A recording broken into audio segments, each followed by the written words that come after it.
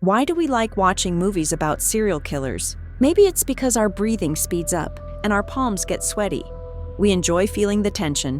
What will happen next? Then, in a moment, we look around and see we're safe. We're at home in bed with a laptop on our lap. All the killers are locked up on Netflix. But it is so weird, don't you think? Why are we so obsessed with serial killers? Not just curious, obsessed. Movies, podcasts, even cartoons. All of the streaming services on your large TV or small and shiny smartphone are full of them, and you can't stop watching them. Why? Do we love this sweet illusion? We've got everything under control. At least, as long as we're looking at the screen. But don't worry, you're not alone. People have always liked scary stories. Long before Netflix and Hollywood, people were sitting around the campfire telling each other stories about cruel gods who tortured and killed their own children. That's strange, but it was the point. The idea is simple. When you're watching, not participating, you feel in control. You're smarter. You're safer. But why do different kinds of killers keep us hooked in various ways? In this video, we'll break down not just the stories, but the psychology behind your fascination. From the cold genius of The Shining, to the seductive danger of Basic Instinct, to the charming psychopath in Netflix's You. Stay with us. It gets darker and more interesting. Anyone who watched The Shining will never forget its tense atmosphere. A vast, empty hotel, a family, a boy who sees strange things, and a father who loses his mind because of the ghosts in the old building. The Overlook Hotel isolates them, and its maze forces each one to face their fears. One of the most popular ways to understand The Shining is to view it as a story about a man losing his sanity. Jack, the father, starts talking to things that aren't there, voices and ghosts that tell him to kill his family. His son, Danny, ends up with bruises on his neck after spending time alone with Jack, who tells him he loves him and wants them to stay in the hotel forever. Danny's mom, Wendy, suspects Jack hurt the boy. But when Danny talks about a scary woman in one of the rooms, Jack pretends to check it out and lies to Wendy, saying Danny must have imagined it. It's a key moment. Jack is clearly losing touch with reality, but he's also trying to manipulate Wendy, making her doubt what she saw and felt. However, the theory about Jack's schizophrenia and the inherited illness in Danny doesn't hold up. A ghost lets Jack out of the locked pantry, and Wendy sees them too. So no, it's not just madness. Jack is losing his mind. Yes. But we still care. We want to understand. Like Wendy, we're hoping to escape in time, to save the kid, to believe this isn't really happening. It's easier to believe in ghosts than to admit someone you love could hurt you. A drunk dad isn't a monster. He's cursed. That's more comforting, just like calling real-life killers evil or insane. Real cruelty is harder to face. It's comforting to think that people who do horrible things, like throwing babies out of windows or bombing children's hospitals, aren't really human.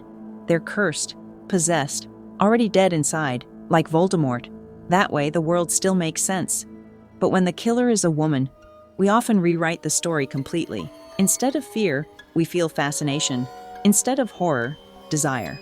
The sexy female psychopath is just another way to make evil easier to watch. Seductive, stylish, unforgettable. Which brings us to Basic Instinct, a new kind of danger. And no one plays it better than Catherine Trammell. Catherine Trammell is more complicated. She doesn't go mad gradually. She's completely insane from the start.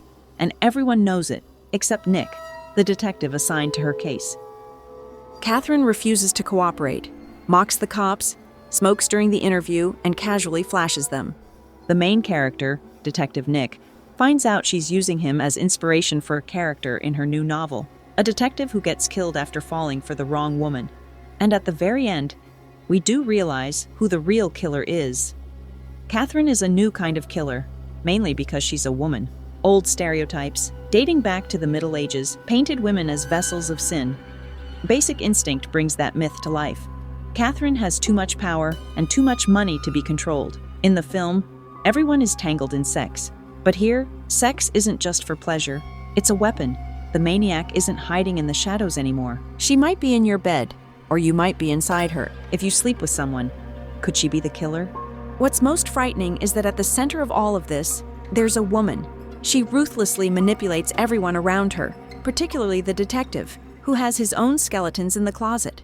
Ultimately, the woman is not a victim, not an unhappy mother escaping an abuser, and not a prostitute waiting to be murdered.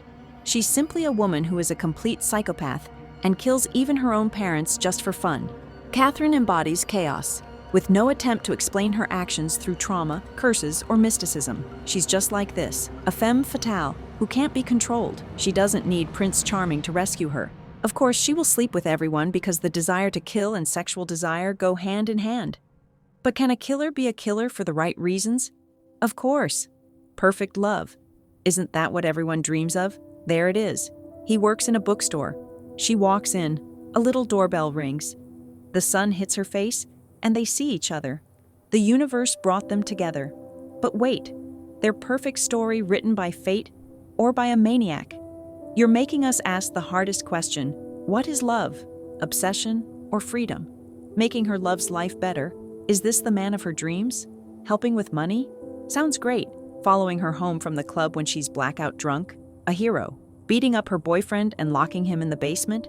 Okay, now we have questions. 40 million watched Season 1. Then, 54 million tuned in for Season 2. Season 3? A wild 467 million hours streamed in just 28 days. Critics loved the twisted charm. IMDb gave it a 7.8, and Penn Badgley earned award nods for making creepy feel oddly captivating. Love him or fear him, Joe Goldberg became everyone's favorite stalker. Joe pushes our biggest button, the myth of great love. In the modern world, where woke culture clashes with old-school courtship, dinner and a movie, with the guy always picking up the check, is that still the norm for everyone? We hear all of Joe's thoughts and keep asking ourselves, is he a good guy? Or is he crazy? Did he make one mistake? Or is he a cold-blooded serial killer? Season 2 gives us an answer. He meets his perfect match, his wife. Her name is literally Love, and she is just like him. She's jealous, violent, cranky, and completely in love with Joe. He looks at her, and instead of seeing himself, he thinks, she's a monster. I'm not like that. So why do we love watching movies about killers? Because we want to understand how their minds work, just in case we ever need to be ready. Maybe the maniac is your partner, the person closest to you, but going crazy because of inner demons. Maybe the hottie who invites you for Netflix and chill, with a knife behind her back. Maybe it's the quiet guy at the bookstore who calls you the one. Is he the maniac? Is it her? Or maybe it's you?